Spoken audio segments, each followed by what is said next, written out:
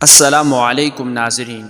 حضرت عیسیٰ علیہ السلام کان دجال کا خاتمہ نبی کریم صلی اللہ علیہ وسلم کی کس تلوار سے کریں گے، اور وہ تلوار اس وقت دنیا میں کہاں موجود ہے؟ حضور نبی کریم صلی اللہ علیہ وسلم کی 9 مبارک تلواروں میں سے ایک کا نام البتار ہے۔ یہ تلوار سرکار دو عالم نبی اکرم حضرت محمد صلی اللہ علیہ وسلم کو یثرب کے یہودی قبیلے بنو قینقاع سے مال غنیمت کے طور پر حاصل ہوئی۔ اس تلوار کو سیف الانبیاء یعنی نبیوں کی تلوار بھی کہا جاتا ہے۔ اس تلوار پر حضرت داؤد علیہ السلام، سلیمان علیہ السلام، ہارون علیہ السلام، یسع علیہ السلام، زکریا علیہ السلام، یحییٰ علیہ السلام، عیسیٰ علیہ السلام اور محمد صلی اللہ علیہ وسلم کے اسماء مبارک کنندہ ہے۔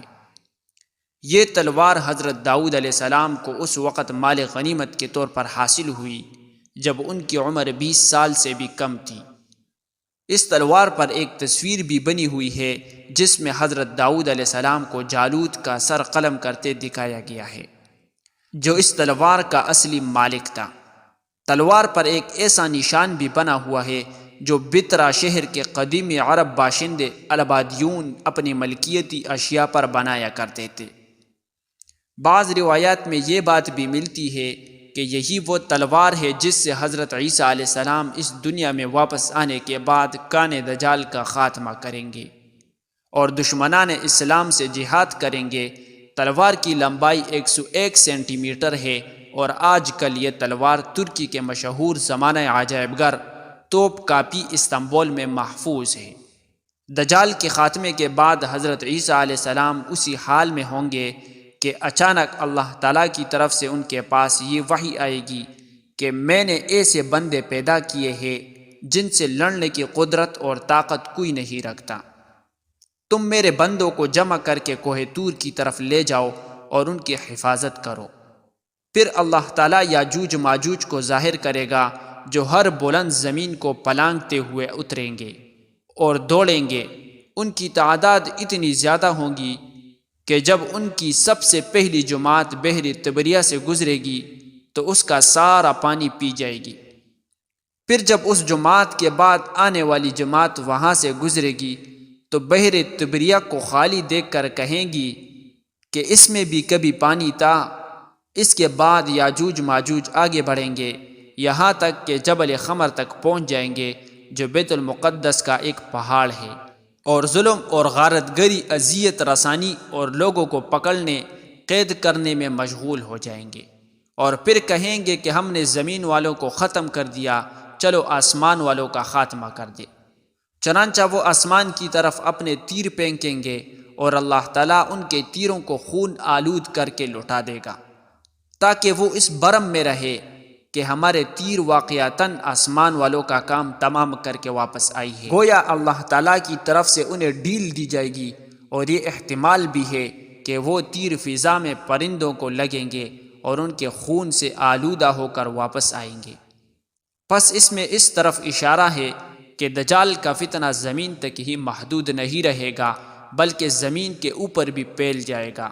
اس عرصے میں خدا کے نبی اور ان کے رفقا یعنی حضرت عیسیٰ علیہ السلام اور اس وقت کے مومن کوہ طور پر رو کے رکھے جائیں گے، اور ان پر اسباب اور معیشت کی تنگی اور قلت اس درجے کو پہنچ جائیں گے کہ ان کے لیے بیل کا سر تمہارے آج کے 100 دیناروں سے بہتر ہوگا۔ جب یہ حالت ہو جائے گی تو اللہ کے نبی حضرت عیسیٰ علیہ السلام اور ان کے ساتھی یاجوج ماجوج کی ہلاکت کے لیے دعا اور زاری کریں گے۔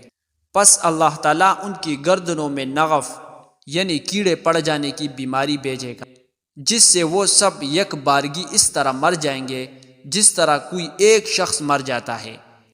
یعنی نغف کی بیماری کی شکل میں ان پر خدا کا قہر اس طرح نازل ہوگا کہ سب کے سب ایک ہی وقت میں موت کے گھاٹ اتر جائیں گے۔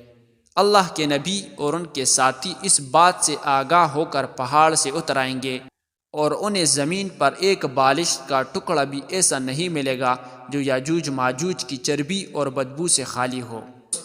اس مصیبت کی دفعیہ کے لیے حضرت عیسیٰ علیہ السلام اور ان کے ساتھی اللہ تعالیٰ سے دعا کریں گے، تب اللہ تعالیٰ اونٹ کی گردن جیسی لمبی گردنوں والے پرندوں کو بھیجے گا جو یاجوج ماجوج کی لاشوں کو اٹھا کر جہاں اللہ کی مرضی ہوگی اٹھا کر پھینک دیں گے۔ ایک اور روایت میں یہ ہے کہ وہ پرندے ان لاشوں کو فہبل میں ڈال دیں گے۔ فہبل یہ دراصل ایک جگہ کا نام ہے جو بیت المقدس کے علاقے میں واقع ہے۔ دوسری معنی گڑھے کے ہے اور ایک معنی پہاڑ سے گرنے کے ہے، اور مسلمان یاجوج ماجوج کے کمانوں، تیروں اور ترکشوں کو 7 سال تک چلاتے رہیں گے۔ پھر اللہ تعالیٰ ایک زوردار بارش بھیجے گا جس سے کوئی بھی مکان، خواہ وہ مٹی کا ہو یا پتھر کا اور خواہ صوف کا ہو، نہیں بچے گا۔ وہ بارش زمین کو دھو کر آئینہ کی طرح صاف کر دے گی۔ پھر زمین کو حکم دیا جائے گا کہ اپنے پلوں یعنی اپنے پیداوار کو نکال اور اپنی برکت کو واپس لا۔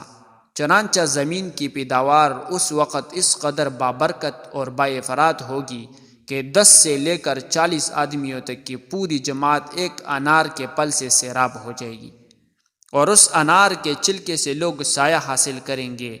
نیز دودھ میں برکت دی جائے گی، یعنی اونٹ اور بکریوں کے تنوں میں دودھ بہت ہوگا، یہاں تک کہ دودھ دینے والی ایک اونٹنی لوگوں کی ایک بڑی جماعت کے لیے کافی ہوگی۔